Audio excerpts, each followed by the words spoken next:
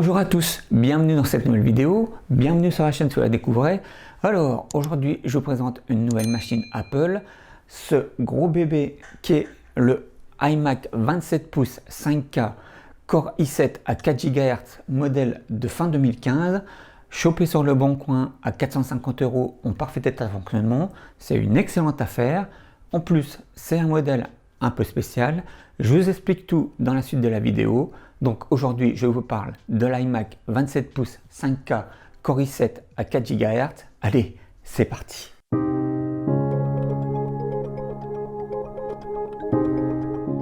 Alors, nous voici pour le démarrage et les spécifications de l'iMac 27 pouces. Alors, je ne vais pas vous mentir à nouveau pour une pente des jambons, hein. Je l'ai déjà démarré parce que quand j'ai reçu, je devais valider la commande auprès de la personne et donc m'assurer qu'il était bien en bon état de fonctionnement. Donc comme il est tellement grand et que je suis un petit peu loin, j'espère que vous verrez bien les infos dessus. En plus vous devez bien me voir dedans avec la caméra parce que ça fait un beau miroir la dalle. Allez, je le démarre.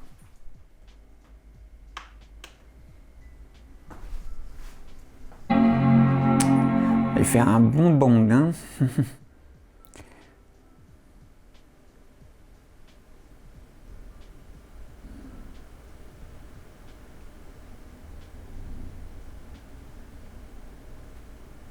Ouais, je vais taper mon mot de passe.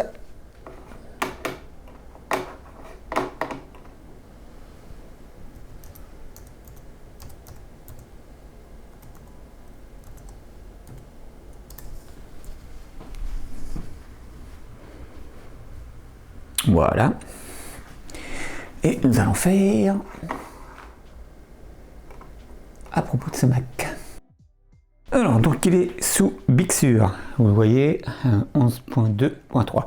À la limite, je ferai un petit zoom sur le carré d'infos pour m'assurer qu'on les voit bien, mais normalement ça doit être. Excusez-moi, j'ai fait une petite coupe parce qu'il y a vraiment beaucoup de bruit. Un type avec une moto qui fait du boucan. Ça fait vraiment trop de bruit. Il y a vraiment beaucoup trop de bruit. Notre monde d'aujourd'hui est vraiment trop bruyant. Alors, je disais, j'espère que vous arrivez à bien lire les infos, même si la caméra est un peu loin du fait de la taille de l'écran, normalement c'est bien lisible. Sinon, je ferai un zoom dessus après coup pour que vous puissiez bien les lire. Alors, donc, nous avons donc, il est sous macOS Big Sur en 11.2. Lui, il peut aller jusqu'à Monterey au maximum. Donc, on fera la mise à jour de macOS. C'est un iMac donc 5K 27 pouces Retina de fin 2015 et c'est là que les spécifications particulières commencent. Processeur à 4 GHz Intel Core i7 4 coeurs, il a 16 Go de RAM, ça c'est royal, il peut monter jusqu'à 64 Go, donc on lui fera aussi l'upgrade de RAM. Alors je sais pas si je pourrais monter jusqu'à 64 parce que c'est vraiment cher et puis c'est dur de trouver les barrettes de 16 Go en fait pour ce modèle. Donc soit je ferai l'upgrade en full RAM ou au moins le monter jusqu'à 32 Go, ça sera déjà pas mal. Ensuite, l'autre particularité aussi de ce modèle, c'est qu'il a une AMD Radeon R9 M395X avec 4 Go VRAM. Et donc voilà pourquoi je vous dis que ce modèle que j'ai acheté est très particulier. Parce qu'en fait, quand vous alliez sur l'Apple Store, les modèles classiques que vous aviez, c'était des modèles avec un processeur à 3,2 ou 3,3 GHz et avec des cartes graphiques un peu moins balèzes. C'était des cartes graphiques avec seulement 2 Go de RAM. Et là, voilà, pour avoir ce modèle-là, donc avec le processeur à 4 GHz et la carte graphique avec 4 Go de RAM, en fait, il fallait le customiser au moment de la commande sur l'App Store. Donc voilà, j'ai vraiment eu du bol de tomber sur ce modèle qui est en fait un modèle customisé et qui est vraiment le plus puissant de la gamme. Vraiment le plus puissant de la gamme. Donc comme le vendeur a mis la description sur le bon coin, il n'avait rien mis de particulier. Et si je me rappelle bien, c'est quand j'ai vu la copie de l'écran que je me suis dit ouais, mais il n'est pas courant en fait ce modèle 27 pouces avec 4 GHz en processeur et une carte graphique avec 4 Go. Et en plus donc 16 Go de RAM, voilà, je me suis jeté dessus et je regrette vraiment pas. On va voir la suite. Donc bah, voilà, pour l'écran, il fait la 5K. Ça me permet de regarder maintenant les vidéos sur YouTube en 4K. Un SSD donc de 1 Tera. Voilà. Et donc pour la RAM, il a 4 slots qui lui permettent de mettre 4 barrettes de 16 Go. Donc là, il en a 2 de 8. À la limite, moi, je lui mettrais 4 de 8 parce que j'ai commencé à regarder un peu. Je trouve pas de barrette de 16 Go et puis c'est vraiment très cher pour ce modèle. Donc voilà, je verrai. En tout cas, voilà, je suis super content d'avoir acheté cet iMac 27 pouces 5K. Vraiment un excellent modèle. On va voir toutes les spécifications complètes dans la suite de la vidéo. Voilà, et puis donc on va lui faire l'upgrade de macOS à Monterey. On va lui faire l'upgrade de RAM, peut-être en full RAM ou pas, ou au moins 32 Go. On verra, hein, de toute façon c'est très simple hein, sur les iMac. Et puis bah, pour le SSD, il n'y a pas besoin puisqu'il en a déjà un de 1 Tera. Et puis on verra l'utilisation de cette machine et ce qu'on peut faire avec. Je quitte ici, j'ai déjà un peu trop bavardé. Je vous mets les spécifications et on passe à la suite de la vidéo. Allez, c'est parti. Le premier iMac 5K est apparu à la fin 2014. Il s'agissait d'un modèle 27 pouces équipé d'un Core i5 à 3,5 GHz. Puis un modèle à 4 GHz est sorti peu après avec un Core i7. Reprenant à peu près les mêmes bases chaque année, le modèle que je vous présente est donc dans le même schéma. Sauf qu'il a été personnalisé et la configuration présentée n'était donc pas présente directement sur l'Apple Store. Il fallait ajouter des options pour obtenir cette machine. Il est donc composé d'un écran 27 pouces LED permettant d'une résolution de 5120 x 2880 pixels, de la 5K donc. Il a un Core i7 6700K type Skylake de 6ème génération à 4 GHz. Il a 32 Go de RAM, possède une carte graphique ATI Radeon R9 M395X avec 4 Go de RAM, un disque dur de 1 Tera type Fusion Drive et tourne sous macOS 12 Monterey, qui est la version maximum pour cet iMac. Il possède 4 ports USB 3.0, un lecteur de carte SD et possède le Wi-Fi et le Bluetooth en 4.0. Allez, on passe à la suite de la vidéo.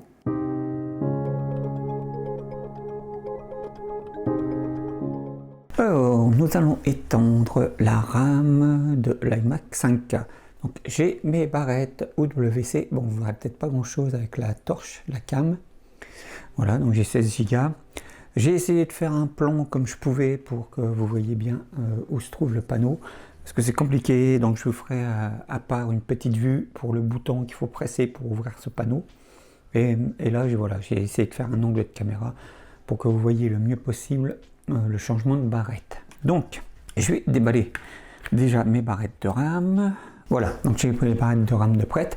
Donc je ferai un plan à côté indépendant pour vous montrer où se trouve le petit bouton à presser pour ouvrir le panneau. Alors, allons-y. Alors, il faut appuyer là. Voilà.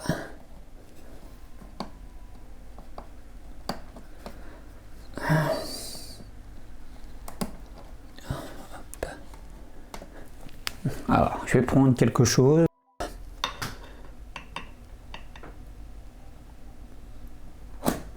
Voilà.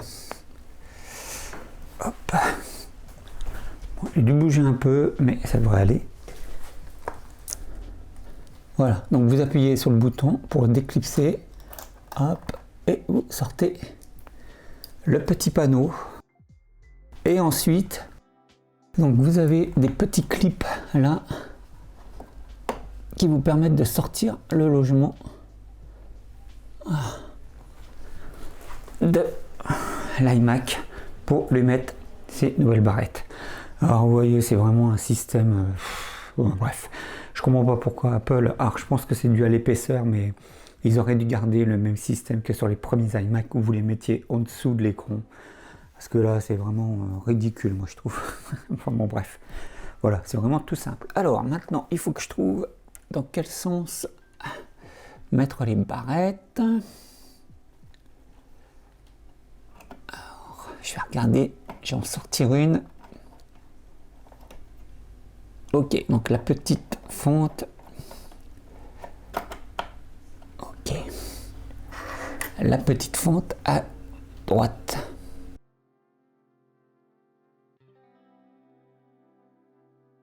Voilà, normalement c'est bon. les barrettes ont été clipsées. On va remettre tout ça et puis on va regarder si il les a prises en compte. Voilà.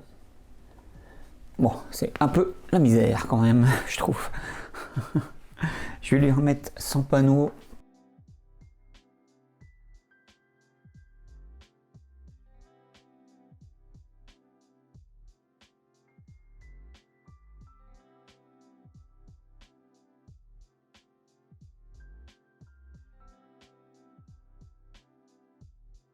Ok, bon, j'aurais fait sûrement une petite cut parce que j'ai pas mal galéré en fait pour lui remettre le petit clapet. Donc en fait vous avez un sens qui suit le sens de l'écran et il faut juste le plaquer bien fortement parce que le petit bouton que vous pressez en fait ça fait juste sortir des petits claps en plastique et qui éjectent le clapet. Voilà, donc le changement de barrette est fait. Maintenant, on va regarder s'il prend bien en compte la RAM. Allez, je coupe et on regarde ce que ça donne sur l'écran de l'iMac. Zoug, comme vous pouvez le voir, donc il a bien accepté les 2 modules supplémentaires de 8 Go de RAM. Et donc maintenant, j'ai un petit iMac 5K avec 32 Go de RAM, donc qui va sûrement devenir ma machine principale. Et donc ça va être une jolie bête de course, je crois. Vous voyez, c'est quand même extrêmement simple. Finalement, je ne vous ai pas fait le plan où j'appuie sur le petit bouton qui est sur la prise de courant pour sortir le panneau, parce que bon voilà, une fois que vous enlevez le cordon d'alimentation, vous voyez tout de suite le petit bouton au-dessus de la... À la limite, je vous ferai une photo que je vous incrusterai. Mais bon voilà, il n'y a vraiment rien de très compliqué. C'était juste pour vous montrer l'endroit où se trouvait le panneau, parce que moi voilà, je trouve que c'est vraiment ridicule l'emplacement et qu'ils auraient pu au moins le mettre sur le côté. Enfin bon bref, trouver un meilleur endroit que derrière ce pied là. Mais bon, je pense que c'était pas, ils voulaient pas dénaturer le design général. En tout cas bon, voilà, j'arrête là mon blabla. On a 32 Go.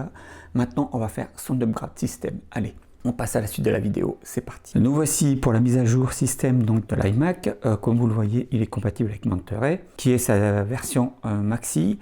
Je pense que de toute façon, Ventura est juste compatible avec les puces Apple pour les M1 et M2, si je me souviens bien.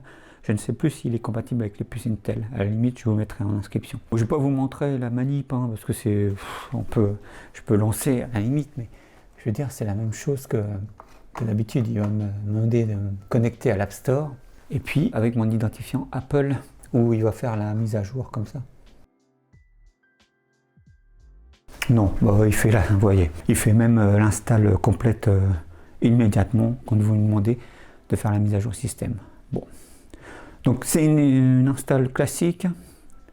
Donc voilà, il n'y a vraiment rien d'intéressant. Je fais une petite cut et je reviens quand il a fini l'install et en mettant les infos du bureau. À tout de suite. Je reviens quelques secondes juste pour vous dire que c'est quand même assez long, hein. Il a redémarré plusieurs fois sur l'écran noir et la petite pomme blanche et le bar graph. Et là, comme vous le voyez, donc il me met qu'il reste quelques minutes encore pour faire la mise à jour. Donc, comme pour toutes les installations de système d'Apple, il faut prendre son mal en patience. Allez, je recute.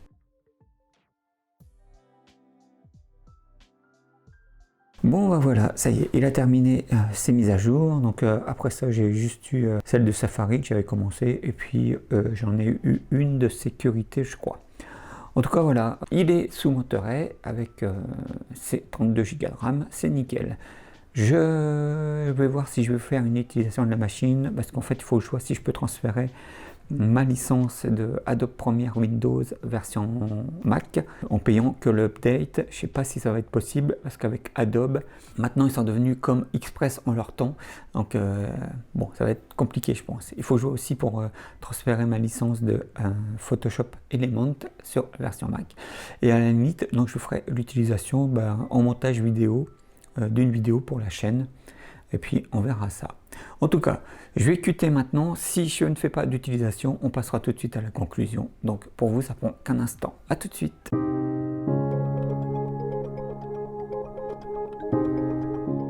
Nous voici arrivés à la conclusion de la vidéo sur l'iMac 5K modèle 2015 à 4 GHz.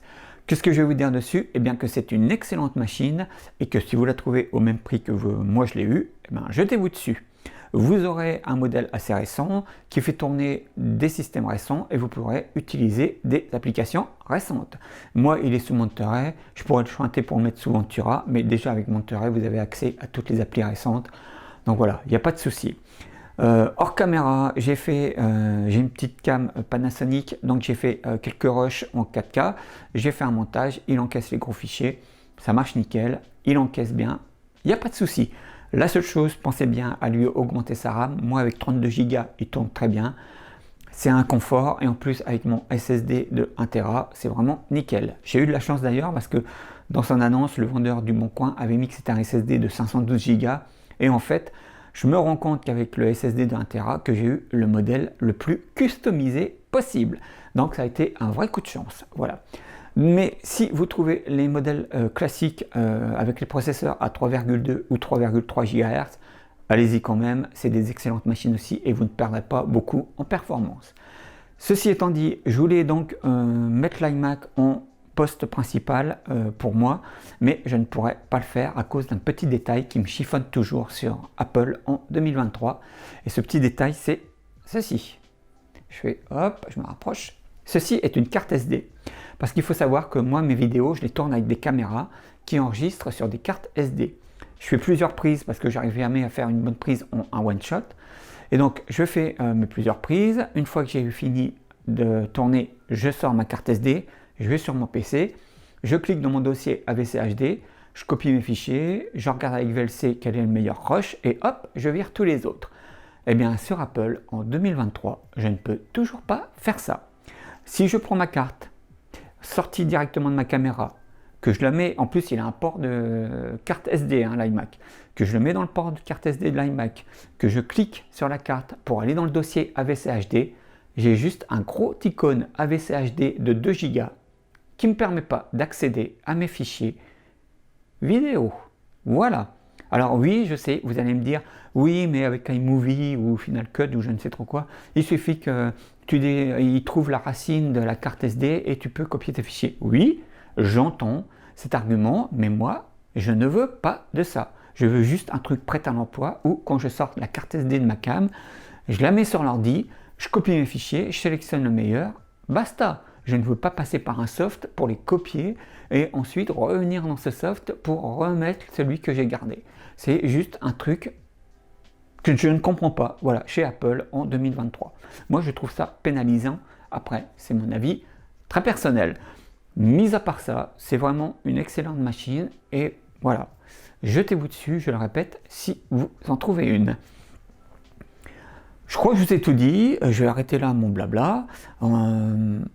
Je vous mettrai des copies d'écran et voilà, pour vous montrer que vous pouvez les trouver à 400 ou 500 euros, 600 maxi. N'allez pas au-delà, même pour des iMac Pro, je vous le dis, j'en vois sur le Bon Coin qui les vendent à 2000, 3000 euros. Voilà, laissez tomber, voilà, ça ne les vaut pas, et pareil. Mais voilà, si vous les trouvez à 500, 600 euros, comme je dis toujours, là c'est un excellent prix. Voilà. Je vous laisse ici, je vous donne rendez-vous dans une prochaine vidéo. Prenez soin de vous. Ciao.